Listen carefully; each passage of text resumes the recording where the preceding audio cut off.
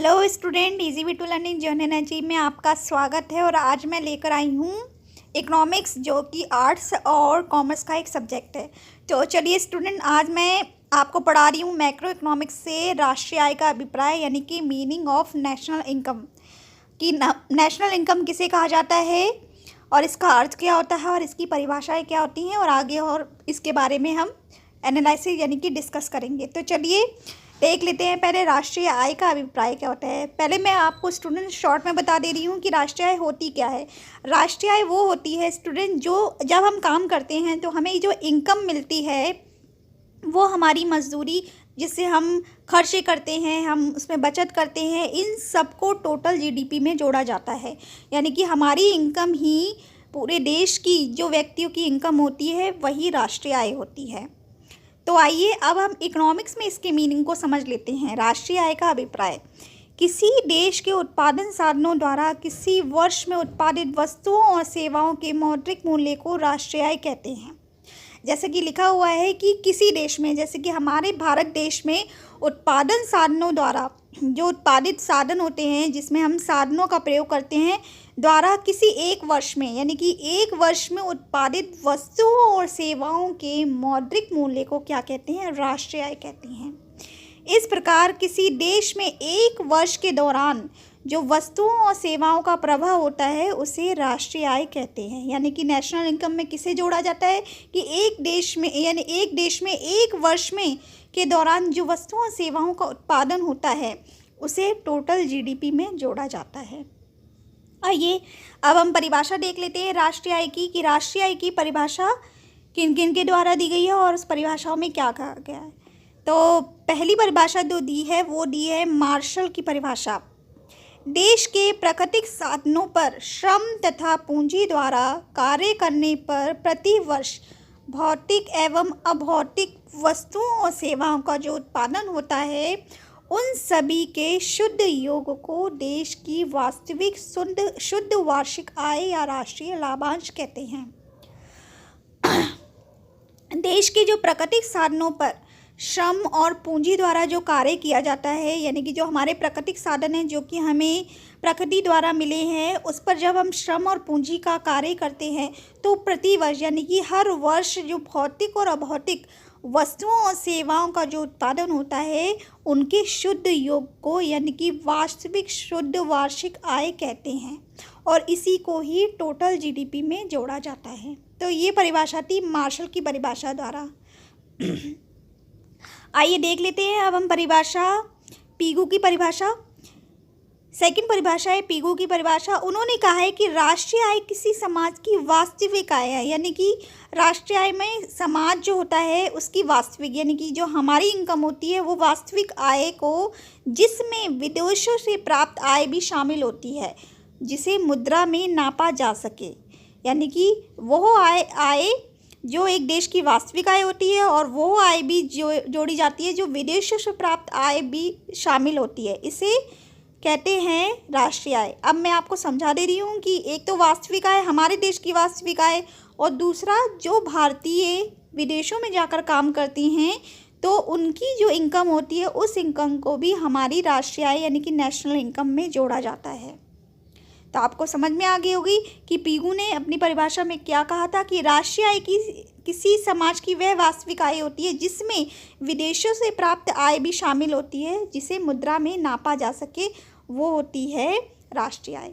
अब नेक्स्ट परिभाषा और देख लेते हैं कि नेक्स्ट परिभाषा में क्या कहा गया है। नेक्स्ट परिभाषा है फिशर की परिभाषा। राष्ट्रीय आय में उत्पादन के उस भाग को सम्मिलित किया जाना चाहिए जिसका प्रयोग प्रत्यक्ष रूप में उसी वर्ष किया गया हो। यानी कि इन्होंने कहा है कि राष्ट्रीय आय में जो उत्पादन किया जाता है, राष्ट्रीय आय में उसको जोड़ना चाहिए कि उत्पादन के उस भाग को शामिल किया जाना चाहिए जिसका उपयोग हम प्रत्यक्ष रूप से उस वर्ष करते हैं। यानी कि एक वर्ष में जो उत्पादन होता है उसके प्रत्यक्ष रूप को ही राष्ट्रीय आय में शामिल किया जाना चाहिए। तो ये होती है राष्ट्रीय आय। आई होप आपको ये जितनी परिभाषा है स्टूडेंट, क्वेश्चन इस तरह से बनता है कि राष्ट्रीय आय का अभिप्राय क्या होता है, राष्ट्रीय आय की परिभाषा दीजिए, या फिर इस तरह से क्वेश्चन बनता है कि राष्ट्रीय आय की परिभाषा दीजिए और राष्ट्रीय आय की गणना की कौन कौन सी विधियां हैं। तो ये लॉन्ग में भी आ जाता है।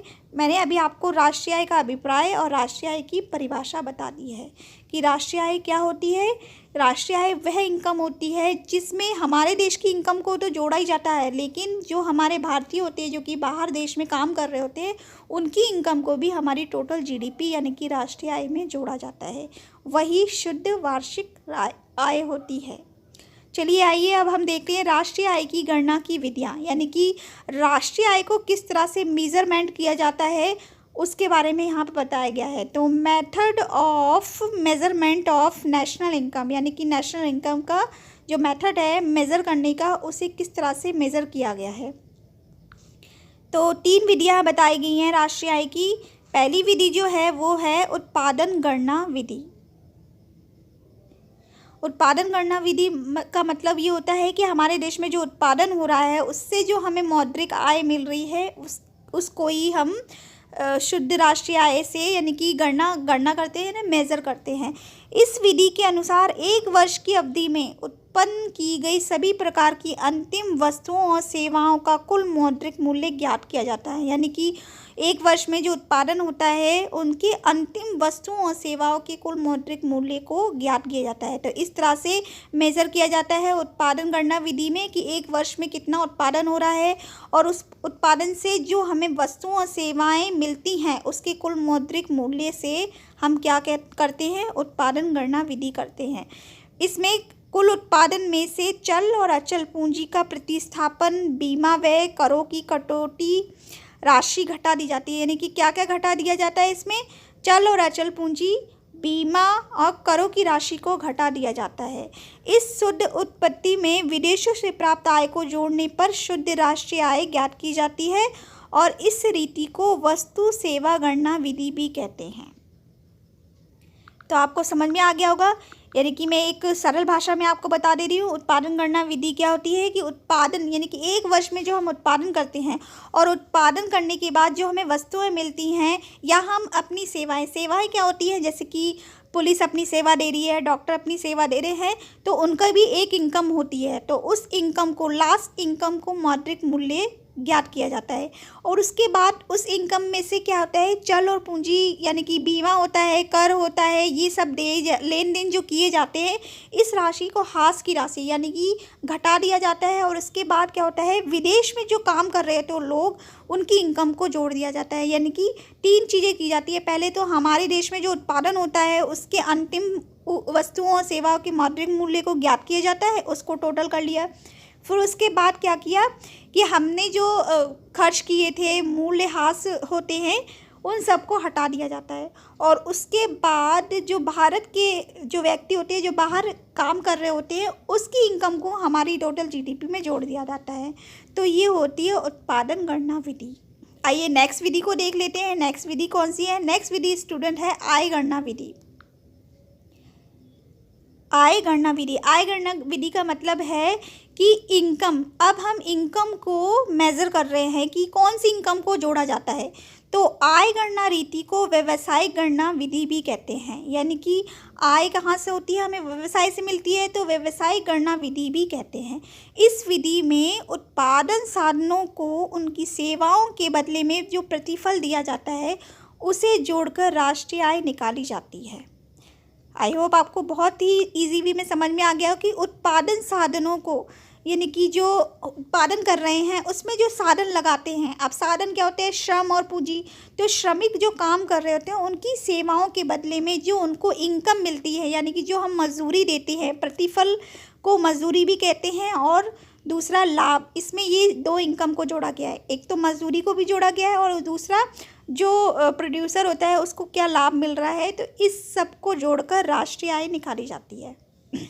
तो आय गणना विधि कौन सी होती है कि उत्पादन साधनों को उनकी सेवाओं के बदले में जो प्रतिफल यानी कि मजदूरी दिया जाता है उसके जोड़कर राष्ट्रीय आय निकाली जाती है।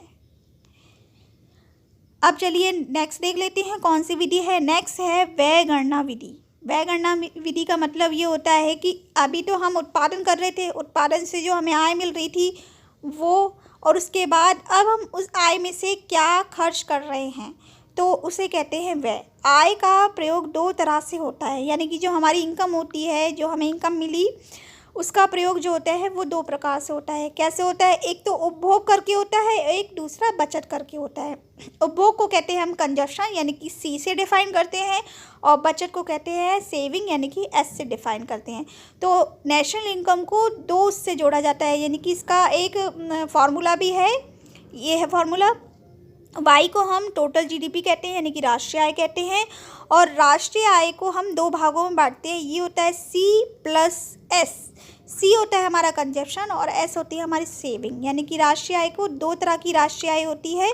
वो कौन कौन सी होती है? एक तो कंजप्शन जिसका हम उपभोग करते हैं, और दूसरा उसी इनकम को हम कुछ पार्ट ये होता है हम सेविंग भी करते हैं। ऐसा नहीं है कि हमें इनकम मिली और हमने पूरा का पूरा खर्च कर दिया, नहीं, ऐसा नहीं होता है। हम क्या करते हैं, उस इनकम में से कुछ खर्च भी करते हैं और कुछ पार्ट को हम बचत भी करते हैं, जिसे हम सेविंग कहते हैं। इसलिए राष्ट्रीय आय किसी वर्ष विशेष में उपभोग मूल्य और बचत मूल्य का योग भी होती है। यानी कि राष्ट्रीय आय क्या होती है? अब इसमें मेज़र कैसे किया गया है राष्ट्रीय आय को, कि राष्ट्रीय आय दो तरह की होती है। एक तो हम उपभोग भी करते हैं और उसी उपभोग के साथ साथ हम बचत भी करते हैं। तो वह गणना विधि कौन सी होती है? इसमें से हम खर्चे निकाल के, कौन से खर्चे? एक तो उपभोग करने वाले खर्चे और दूसरा हमने सेविंग की उसमें, ये दो विधियों को जोड़कर राष्ट्रीय आय की गणना की जाती है। तो आई होप आपको इन तीनों वीडियो से समझ में आ गया होगा कि कैसे उत्पादन करके जो हमें प्रतिफल मिलता है, उत्पादित वस्तुओं का जो प्रतिफल होता है उससे हम उत्पादन कर रहे हैं, उससे गणना करते हैं। दूसरा हमें इनकम मिलती है, इनकम से भी हम गणना करते हैं यानी कि मेज़र करते हैं। और दूसरा हम व्यय यानी कि खर्चों से भी हम राष्ट्रीय आय को माप सकते हैं। तो राष्ट्रीय आय की गणना की तीन विधियाँ होती हैं। एक होती है उत्पादन गणना विधि, दूसरी होती है आय गणना विधि और दूसरी होती है व्यय गणना विधि। आई होप स्टूडेंट मैंने बहुत ही शॉर्ट मेथड में आपको राष्ट्रीय आय की अभिप्राय बताया, उसके बाद परिभाषा बताई है और राष्ट्रीय आय की गणना की विधियाँ बताई हैं। और इसी तरह से क्वेश्चन आते हैं, और जितना यहाँ पर मैंने पैटर्न दिया है आपको स्टूडेंट, आपको उतना ही लिखना है। ये आपका एक लॉन्ग क्वेश्चन बन जाएगा जो कि आपका मिनिमम यानी कि ज़्यादा से ज़्यादा मैक्सिमम आपका 10 या 8 मार्क्स का आता है। तो अगर आप इस तरह से लिखते हैं इसको, तो आपके जो 8 मार्क्स हैं उसमें से आपके फुल मार्क्स आएंगे अगर आप इस तरह से इसको लिखते हैं। तो चलिए स्टूडेंट, मैं और भी राष्ट्रीय आय का जो सेकंड पार्ट है वो भी बनाऊंगी, जिसपे मैं आपकी जीएनपी, जीडीपी, एनएनपी इसको एक्सप्लेन करूंगी। तो मैं बहुत जल्दी आऊँगी अपनी नेक्स्ट वीडियो लेकर। तब तक के लिए आप अपना ख्याल रखिए, खुश रहिए, और अगर मेरी वीडियो अच्छी लगी हो तो ज़्यादा से ज़्यादा शेयर कर दीजिए, ताकि और भी स्टूडेंट जो क्लास 12 के स्टूडेंट हैं जो कि स्टडीज़ कर रहे हैं वो बेनिफिट ले सके हमारी इस वीडियो से। Thank you.